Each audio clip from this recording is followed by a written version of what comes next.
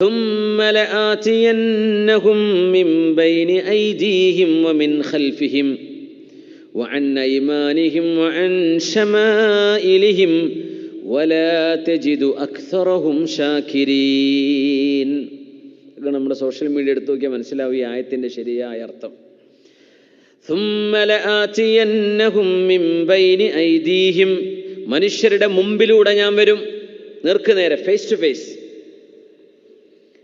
ومن خلفهم, ബാക്കിലൂടെ, ഒരു സുഹൃത്തിലൂടെ കരം വരിക. ഒരു സുഹൃത്തിൻ്റെ ഒരു ഫോർവേഡ് മെസ്സേജിലായിരിക്കും ഇവൻ യുക്തിവാദത്തിലേക്ക് പോകുന്നത്. ഡയറക്റ്റ് ഇവൻ്റെ മുമ്പിലേക്ക് വന്നതല്ല, വേറെ വഴിക്ക്. وعن أيمانهم وعن شمائلهم, വലത് ഭാഗത്തുനിന്ന് വരും. ജോലിസ്ഥലത്ത് ഏതെങ്കിലും ഒരുത്തം, ഞാൻ ഇപ്പം നിസ്കാരമൊക്കെ നിർത്തിയിടോ, എന്തേ കാരണം, ഞാൻ ഇപ്പം നോക്കിയ പഠിച്ചോനൊന്നും ഇല്ലയെന്ന് എനിക്കിപ്പോൾ മനസ്സിലാവുന്നത്. വൻ ഷമാഇലിഹിം, ഇടതുഭാഗത്തുനിന്ന്. ചില രാഷ്ട്രീയ പാർട്ടികൾക്ക് ഇറങ്ങിക്കഴിഞ്ഞാൽ ചിലപ്പോൾ അങ്ങനെ കിട്ടും, യുക്തിവാദം തലയിലേക്ക് വരും. അങ്ങനെ എല്ലാവരും നമ്മുടെ നേതാക്കന്മാരൊക്കെ അങ്ങനെ. പിന്നെ എന്തിനേൻ്റെ ആവശ്യം? ഇടത്തുനിന്നും വലത്തുനിന്നും മുമ്പിന്നും പിറകിന്നും ഒക്കെ ഞാൻ മനുഷ്യരുടെ മുമ്പിലേക്ക് വരും. എന്നിട്ട് എന്താ പറയണമെന്നറിയോ? വലാ തജിദു അക്സറഹും ശാകിരീൻ,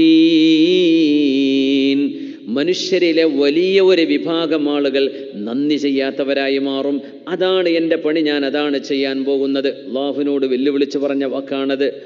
വലാ തജിദു അക്സറഹും ശാകിരീൻ, ആരും നന്ദി ചെയ്യാത്തവരായിട്ട്. അല്ലാഹുവിനോട് ഇത് പടച്ചവൻ തന്നതാണ്, ദൈവം തന്നതാണ്, അങ്ങനെയൊക്കെ ഒരു ഭംഗിവാക്കെങ്കിലും പറയാറുണ്ട് മനുഷ്യന്മാർ.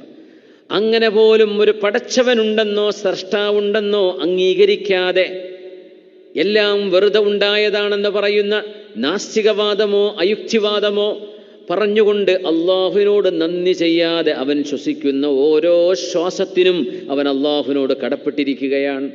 ഓരോ ശ്വാസത്തിനും അവൻ അള്ളാഹുവിനോട് കടപ്പെട്ടവനാണ്. എന്നിട്ട് പോലും നന്ദി ചെയ്യാതെ ജീവിക്കുന്നവരാക്കി മനുഷ്യരെ മാറ്റുക എന്നതാണ് എൻ്റെ ദൗത്യമെന്ന് പിശാച് ഏറ്റെടുത്തു എന്ന് സൂറത്തുൽ അറാഫിലൂടെ അള്ളാഹു നമ്മെ പഠിപ്പിക്കുകയാണ്.